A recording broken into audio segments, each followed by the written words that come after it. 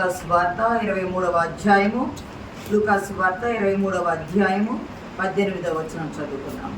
వారందరూ వీరిని చంపివేసి మాకు బరబ్బను విడుదల చేయమని ఏకగ్రీవంగా కేకలు వేసి వారందరూ వీనిని చంపివేసి, వీనిని అంటే ఎవరిని? యేసుక్రీస్తు ప్రభు వారిని చంపివేసి మాకు బరబ్బను విడుదల చేయమని పిలాతును కోరుకున్నారు.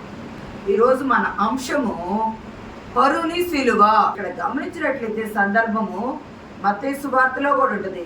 మత్తయి సువార్త 27వ అధ్యాయము, మత్తయి సువార్త 27వ అధ్యాయము 15వ వచనం నుండి 26 కోరుకున్న ఒక ఖైదీని పండుగలో విడుదల చేయుట అధిపతికి వాడుక. ఆ కాలమందు చాలు అధిపతికి వాడుక. ఇక్కడ ఇవ్వబడిన లేఖన భాగంలో యూదుల పస్కా పండుగలలో ఒక ఖైదీని విడుదల చేయుట ఒక వాడుక.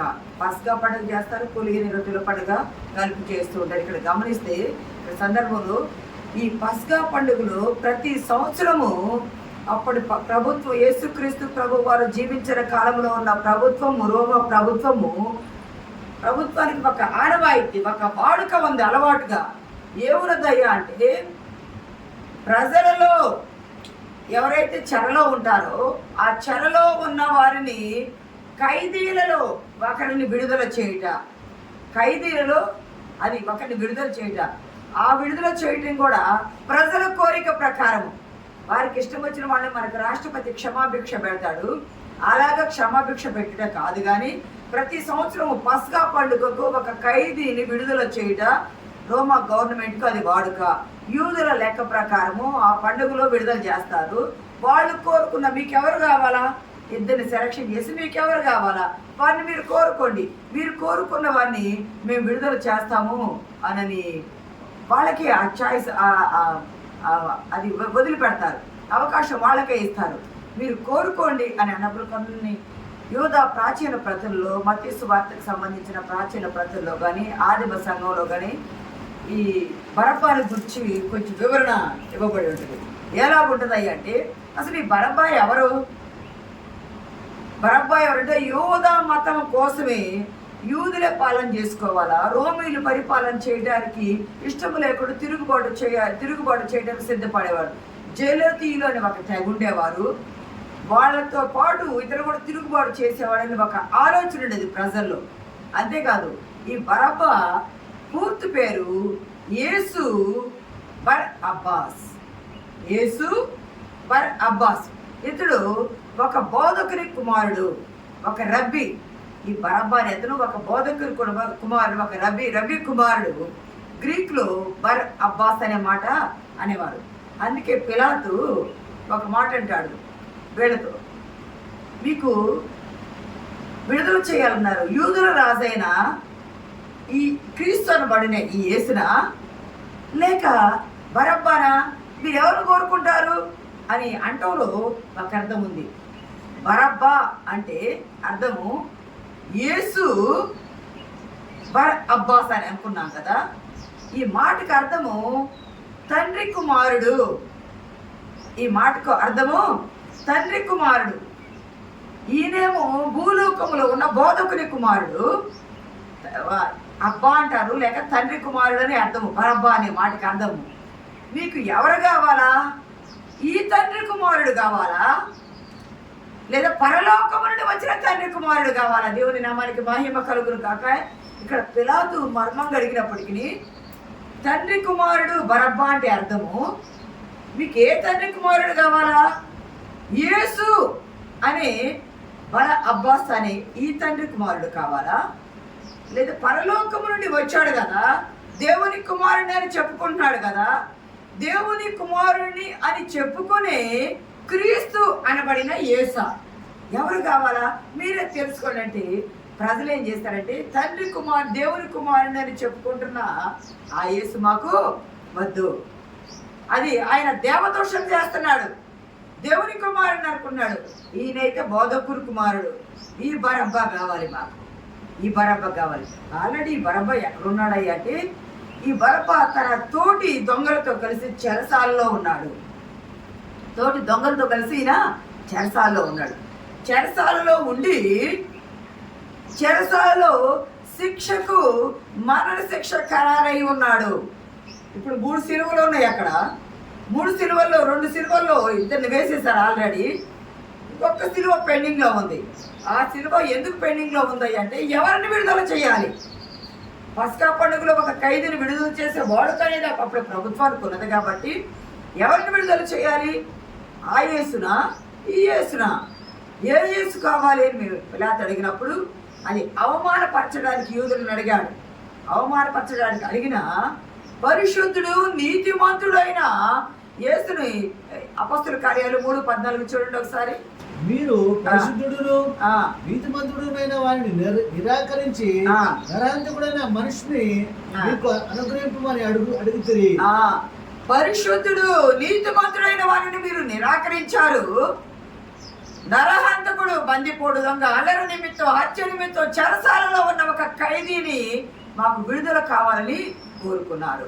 ఒక ఖైదీ, అతను చెరలోకి వెళ్ళి ఉన్నాడు. కానీ ఇక్కడ యేసు ప్రభు వారు పరిశుద్ధుడు, నీతిమంతుడు. అయినా ప్రియ దేవుని బిడ్డలారా, ఈ యూదుల ప్రాచీన గ్రంథాలలో ఈ పస్కా సమయంలో ఒక ఖైదీని విడుదల చేయాలనే వాడుక ఉంది అన్నాం కదా. పిలాతు అంటే అప్పటి గవర్నరు ఎవరైనా ప్రతి తర్వాత రకాల గవర్నర్స్ మారుతూ ఉంటారు కదా. ప్రతి సంవత్సరం ఒక ఖైదీని విడుదల చేసే అలవాటు ఉన్నది కదా. ఆ విడుదల చేసే సమయంలో ఎవరైతే ఖైదీని విడుదల చేస్తాము అని అంటారో, అది పస్కా పండుగ కాలం కదా, పస్కా గొర్రె పిల్లని వధిస్తారట ఖైదీ కొరకు. ఖైదీ చెరసాల జాగ్రత్తగా వినాల్సిన అంశం ఏంటంటే చెరసాల నుండి ఒక ఖైదీని విడుదల చేస్తారు ప్రతి సంవత్సరం. విడుదల చేసేటప్పుడు ఎవరు కావాలో కోరుకోమంటారు. వాళ్ళు కోరుకున్న వారిని విడుదల చేస్తే వాళ్ళ కోరుకున్న వారి కొరకు పస్కాకు సిద్ధపాటు చేసిన గొర్రె పిల్లను బలిగా అర్పిస్తారట. ఇక్కడ గమనిస్తే 1 కొరింథీ పత్రిక 5వ అధ్యాయము 1 కొరింథీ పత్రిక 5వ అధ్యాయము 7వ వచనం చదవండి ఒకసారి.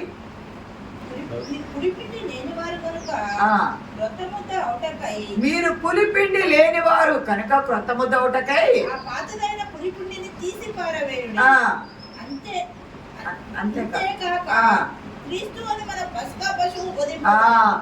ఈయన ఎలా ఉన్నాడయ్యా? బరబ్బంటి పులిపిండి లాగే ఉన్నాడు, చెరలోనే ఉన్నారు.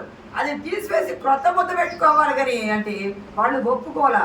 నరహత్య నిమిత్తము, అల్లరి నిమిత్తము, యెరూషలేములో జరిగిన అల్లరి నిమిత్తము చెరసాలలో ఉన్న పులిసిన పిండి వంటి బరబ్బాను కోరుకున్నారు కానీ అప్పుడే క్రొత్త ముద్ద అయిన క్రీస్తుని కోరుకోలా. కానీ యేసుక్రీస్తు ప్రభువారు పులిపిండిగా లేనివారు కాబట్టి ఆయనే క్రీస్తును మన పస్కా పశువుగా వధించబడ్డారు.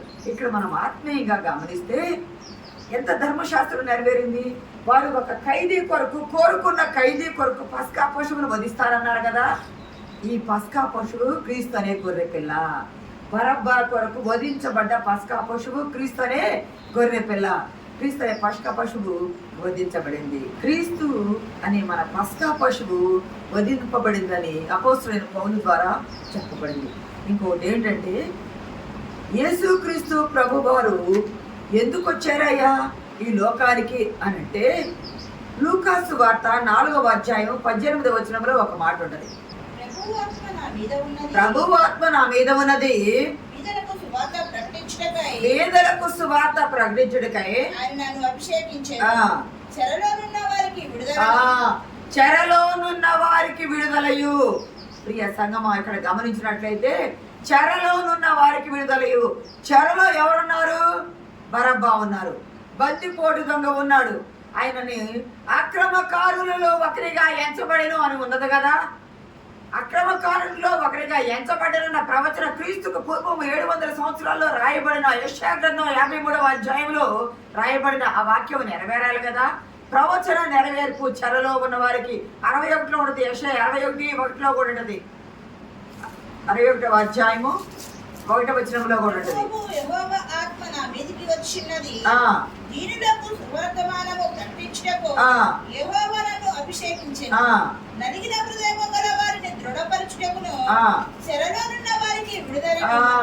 చెరలో యేసయ్య పుట్టడానికంటే ముందు 700 సంవత్సరాలకు ముందు వ్రాయబడ్డ ప్రవచన గ్రంథము, యెషయా ద్వారా వ్రాయబడ్డ ప్రవచన గ్రంథము, చెరలోనున్న వారికి విడుదల కొరకు ఆయన వచ్చి ఉన్నాడు. ఈ లూకా సువార్తలో నేనేమి చేయడానికి వచ్చానయ్యా అని ఆయన దేవాలయంలోకి వెళ్ళినప్పుడు ఆయన ఇవ్వబడ్డ గ్రంథములో ఆయన గ్రంథము తీయగానే వచ్చిన మాట యెషయా గ్రంథంలోని మాటలే. ఆ మాటల ప్రవచనము లూకా సువార్త ఈ 4:18 నెరవేరింది. ఆ ప్రవచన నెరవేర్పు ఇప్పుడు నెరవేరింది. ఎందుకు వచ్చాడంటే యూదుల గ్రంథము ప్రకారమే ఆయన ఒక గొర్రె పిల్లగా, ఖైదీని విడుదల చేస్తే గొర్రె పిల్లను, పస్కా గొర్రె పిల్లను ఇస్తారు కదా, పౌలు చెప్పిన రీతిగా పస్కా గొర్రె పిల్లవని చెరలో ఉన్న వారిని విడిపించడం కొరకు వచ్చి ఈయన పస్కా గొర్రె పిల్లవని చెరలో ఉన్న బరబ్బాను విడిపించి పస్కా గొర్రె పిల్లవలి యేసుక్రీస్తు ప్రభు వారు బలి అయిపోయారు. ఈరోజు మనం వంశం అనుకున్నాం కదా, పరుని సిలువ అది ఎవరికి వేయబడ్డ సిలువ? బరబ్బాకు వేయబడ్డ సిలువ. యేసుకు వేయబడ్డ, యేసు అని అబ్బాస్కు వేయబడ్డ సిలువ చెరలోనున్న వారిని విడుదల ఇచ్చి పస్కా గొర్రె పిల్లగా ఈయన బలయ్యి ఈయనకు బదులు ఆయనను విడుదల చేశారు.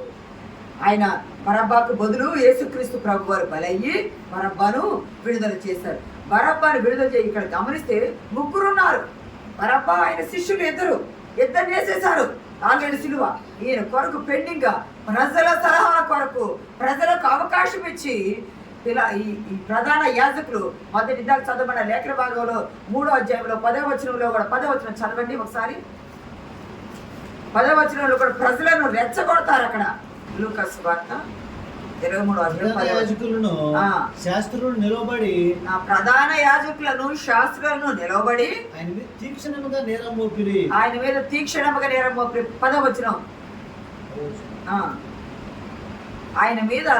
ఆయన ప్రజలను ప్రేరేపిస్తారు. ఏమిటి? వీళ్ళను సిలువ వేయమని అల్లరి పిలాతు ప్రధాన యాజకులను అధికారులను ప్రజలను పిలిపించి ప్రజలు తిరుగుబడినట్లు చేయుచున్నాడని మీరు ఈ మనిషిని నా ఎదురు తెచ్చిద్దరే. ఈ మనిషిని నా ఎదురు 3 సార్లు తప్పించాలని చూస్తాడు పిలాతు. ఈయన తీసుకొచ్చారయ్యా, ఈయన నా దగ్గరకు తీసుకొచ్చారు. ఈయన నాకు ఏ నేరం కనపడలా. హేరోదు దగ్గరికి పంపించాం, హేరోదుకి ఏమీ కనపడలా. మళ్ళా మీ దగ్గరికి తీసుకొచ్చారు, వీళ్ళు నాకు ఏ నేరం కనపడలా. ప్రధాన యాజకులను ప్రజలను పిలిపించి ఈయనలో నాకు ఏ నేరము కనపడలేదని 3 సార్లు యేసుక్రీస్తు ప్రభు వారిని ఆయన విడిపించడానికి ప్రయత్నం చేసిన ప్రియ సంగమా, ప్రజలు అంటారు, ప్రధాన యాజకులు ప్రజలను రెచ్చగొట్టి మీరు ఆయనను విడుదల చేయడానికి వీలు లేదు, నువ్వు యేసును, ఈ క్రీస్తు అనబడిన యేసును నువ్వు విడుదల చేసితివా, నువ్వు కైసరునకు వ్యతిరేకంగా, రాజుకు వ్యతిరేకంగా చేస్తున్నావని, నీ మీద నేరం మోపుతావని భయపెట్టారు పిలాతును కూడా యూదులు. సంగమా, దేవుని పెట్టారా? ఆ మాటకు పిలాతు కూడా భయపడి అప్పటికే 2 సార్లు గవర్నమెంట్ నుండి ఆయన సస్పెండ్ చేయబడి ఉన్నవాడిగా ఉన్నాడు పిలాతు. ఈ పిలాతు దేవుని ప్రభువు యందు ప్రేమ కలిగిన వాడిగా ఉన్నాడు, జాల కలిగిన వాడిగా ఉన్నాడు. కానీ ప్రజల మాటలు విని ప్రజలను సంతోషపరచాలని ఆయన సిలువ మరణానికి ప్రభువాన్ని కొరడాలతో కొట్టించి విడిచిపెడతాన్నారు. ప్రజలు ఒప్పుకోక కేకలు వేయగా వీరిని సిలువ వేయము, వీరిని సిలువ వేయమని కేకలు వేయగా వాని కేకలే గెలిచెను, సిలువకు అప్పగించాడు. ప్రియ సంగమా, దేవుని బిడ్డలారా, ఒక ఖైదీని విడుదల చేయటం వాడుగా, ఆ ఖైదీ విడుదల చేసినందుకు, కోరుకున్న ఖైదీని విడుదల చేసినందుకు పస్కా గొర్రె పిల్లను ఇవ్వటం వాడుగా, పస్కా గొర్రె పిల్లను బలిగా యేసుక్రీస్తు ప్రభువారు ఇవ్వబడ్డాడు. ఆయన సిలువకు బదులు యేసుక్రీస్తు ప్రభువారు సిలువను ఎక్కారు. అక్రమకారుల్లో ఒకరిగా ఎంచబడ్డానని ఆ చెప్పబడ్డ లేఖన భాగము ఇక్కడ మార్కు సువార్త 15:7 ఒకసారి చూడండి. అధికారులను ఎదిరించి కలహములో నరహత్య చేసిన వారితో కూడా పంచబడి ఉన్న బరబ్బా అని ఒకడు ఉండెను. జనులు గుంపుగా కూడి వచ్చి అతడు అది వరకు తమకు చేయుచు వచ్చిన ప్రకారం చేయవాలని అడుగుగా ప్రధాన యాజకులను అసూయ చేత యేసును అప్పగించరని పిలాతు తెలుసుకొని, నేను యూదుల రాజును, మీకు విడుదల చేయగోరుచున్నారా? అసలు యూదుల సాంప్రదాయం ప్రకారం వేరే అన్య రాజులు వాళ్ళని పరిపాలన చేస్తే ఇష్టపడరు. కానీ యేసుక్రీస్తు ప్రభు వారు యూదుల రాజు అని తెలియక చెప్పిన హేరోదు చెప్పినా యూదుల రాజు అని అంటానికి ఒప్పుకోవడం వాళ్ళు ఇష్టపడలేదు. యేసుక్రీస్తు ప్రభు అని దానిలో అయితే వచ్చి యూదుల రాజు ఎక్కడ ఉన్నాడని హేరోదుని అడిగారు కదా. కానీ యూదుల రాజు ఈయన అని అంటే ఆ మాట అనడానికి వినడానికి కూడా వాళ్ళు ఇష్టపడకుండా ఉన్నారు. అందుకే అడుగుతున్నాడు, ఎవరిని? తండ్రికి నిజమైన కుమారుడైన దేవుని కుమారుని మీకు విడుదల చేయాలా, లేకపోతే యేసుకు బదులుగా తండ్రి కుమారుడని పిలువబడ్డ బరబ్బాను విడుదల కలుగు చేయాలా? తండ్రికి నిజమైన కుమారుని విడుదల కలుగు చేస్తే పాపికి రక్షణ, విమోచన వచ్చింది. కానీ ఈ బరబ్బాను విడుదల చేస్తే ఈయన వల్ల రక్షణ, పాప విమోచన అనేది లేదు. కానీ ఇక్కడ గొప్ప సత్యం ఏమిటంటే తండ్రికి నిజమైన కుమారుడు విడుదల చేయకుండా ఉంటేనే పాపులమైన మనకు రక్షణ వచ్చింది. తండ్రికి నిజమైన కుమారుని యేసుక్రీస్తు ప్రభువాన్ని విడుదల చేయకుండా ఉంటేనే మనకు నిజమైన రక్షణ, పాప విమోచన, పరలోక ప్రాప్తి అనేది వచ్చింది. యేసుక్రీస్తు ప్రభువాన్ని సిలువ మరణానికి అప్పగించారు. సిలువ మరణానికి అప్పగించిన తర్వాత ఆయన దొంగలలో, అక్రమకారుల్లో ఒకనిగా ఎంచబడ్డవాడే. లూకాసు వార్త 22వ అధ్యాయం 33వ వచనంలో ఒక మాట చూడండి. లూకాసు వార్త 22వ అధ్యాయం 37వ వచనం. ఆయన అక్రమకారుల్లో ఒకడుగా ఎంచబడెను. ఆయన అక్రమకారుల్లో ఒకడుగా ఎంచబడెను అనే ప్రవచనము నెరవేరింది. అది యెషయా గ్రంథం 53:12 కూడా చూడండి. యెషయా గ్రంథము 53వ అధ్యాయము.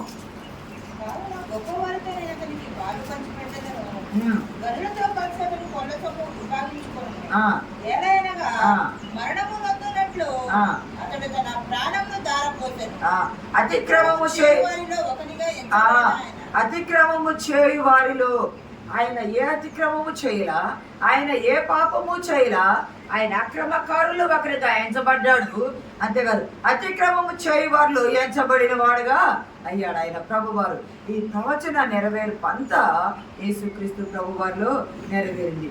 ఈ పిలాతు బరబ్బాను ప్రజల మాటలు విని బరబ్బాను విడుదల కలుగచేయగా, బరబ్బా అంట ఈ కొన్ని ప్రాచీన ప్రతుల్లో బరబ్బా బయటికి వచ్చి తన కొరకు సిద్ధపాటు చేసిన సిలువను చూస్తూ, తన తోటి దొంగలు సిలువ మీద ఉన్నారు, వారు అనుభవిస్తున్న యాతన తాను చూసి ఉన్నాడు. తన కొరకు తాను ఎక్కవలసిన సిలువ తాను ఆ రీతిగా ఆ రోజు ప్రముఖమైన దొంగ కదా, ప్రముఖమైన బందిపోటు కదా, తిరుగుబాటు చేశాడు కదా, హత్య చేశాడు కదా, ప్రముఖమైన వాడుగా ఉండి తను మరణదూత తనకు దగ్గరగా ఉంది అని ఎంచుకున్న వాడే చెరసాలలో ఉండి మరణం నిమిత్తం ఎదురు చూస్తూ ఉన్న ఆ ఖైదీని విడుదల చేస్తే నాకు బదులుగా ఎవరు వచ్చారని చూస్తే యేసునైనా నాకు బదులుగా ఈ యేసు బలి అయిపోయాడు. యేసు బలి అయిపోయాడని ఆ సిలువ మీద ఉండి చూస్తానంట. ప్రభువు సిలువ వేయబట్టు చూసి తన మనసు ద్రవించిన వాడే ఒకే ఒక్క మాట అంటూ ఉన్నాడంట, నా పాపమే ఈ రీతిగా చేసింది. ఆ మాటే అనుకుంటా అతను తిరుగుచూ ఉండాడంట. నా పాపమే ఈ యేసుని ఈ రీతిగా సిలువ వేసింది అని అనుకుంటా ఉన్నాడంట. ప్రియ సంగమా, దేవుని బిడ్డలారా, నా పాపం ఈ రీతిగా చేసిందని అనుకుంటా అలాగే తిరుగుతూ మనసు ద్రవించిన వాడే, మనసు మారిన వాడే తిరుగుచూ ఉన్నాడ. మనశ్శాంతి లేదు. ఎక్కడికి పోయినా తన కన్నుల్లో, తన తలంపుల్లో తన కొరకు యేసుక్రీస్తు ప్రభు వారు సిలువ వేయబడ్డాడు. పరుని సిలువను మోశారు. అపరాధం చేసింది నేను, అపరాధ పరిహారార్థ బలిగా యేసుక్రీస్తు వారు బలి అయిపోతున్నారు అని అనుకొని తాను మనసు నెమ్మదిలేని వాడే తిరుగుచూ ఉన్నాడంట. కొన్ని రోజుల తర్వాత ఇతను ఒక సముద్ర పొడ్డుకు పోతే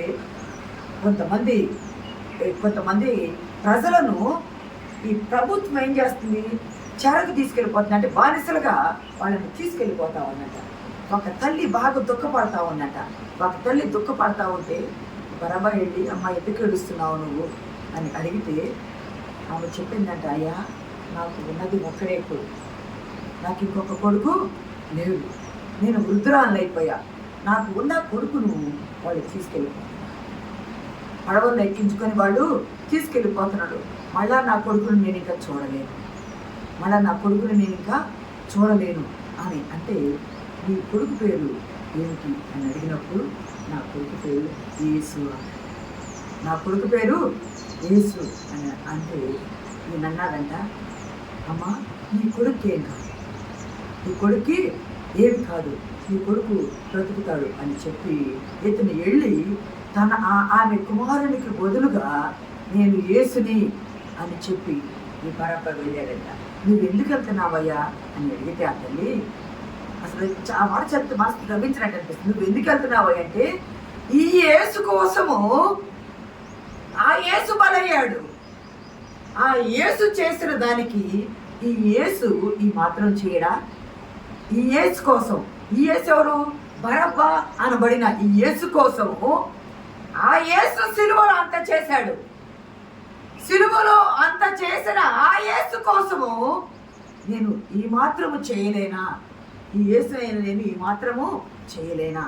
నా కొరకు నా ప్రభు మారు మనసు పొంది రక్షణ పొందిన వాడే తాను బ్రతికినంత కాలము తన కొరకు సిలువ వేయబడి పస్కా గొర్రె పిల్లవలే వధించబడిన తండ్రి కుమారుడైన యేసు నిమిత్తము సాక్షిగా జీవించాడంట బరబ్బ. మారు మనసు ఒక బందిపోటు దొంగ. ఇది ప్రవచన నెరవేర్పు. చెరలో ఉన్న వారిని విడుదల చేయడం కొరకు ఆయన వచ్చి ఉన్నాడు కదా. ఆ ప్రవచన నెరవేర్పు జరిగింది. ప్రియ సంగమా, దేవుని బిడ్డలారా, మనం అనుకుంటాము ప్రవచన నెరవేర్పు బరబ్బకే అనుకుంటాము. బరబ్బ అతిక్రమము చేశాడు, అక్రమము చేశాడు. అతను బందిపోటు దొంగ అలరి చేసి చెరసాల్లో ఉన్నాడు. కానీ మనందరం కూడా సాతాను తలంపులు కలిగిన చెరసాల్లో మనం ఉంటున్నాము. ఆ బందిపోటు దొంగ అయిన బరబ్బను విడుదల చేశాడు.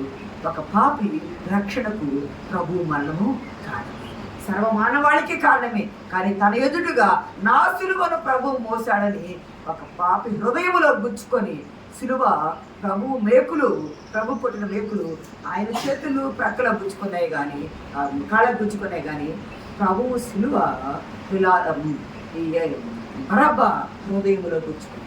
బరబ్బ హృదయంలో గుచ్చుకొని మనస్సు మార్చుకున్నాడు.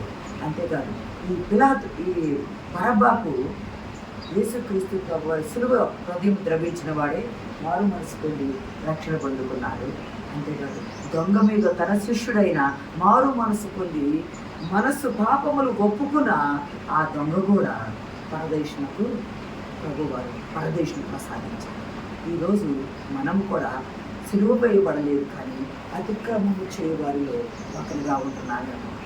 ప్రభువుని ఆ రోజు సిలువ వేసింది ఆ యోధ, అప్పగించిన యోధాను, లేకపోతే సిలువ వేయని చెప్పిన పిలాతో అని అనుకుంటున్నాం. కానీ మనము మన పాపము నిత్యము ఆయన సిలువ వేస్తాం.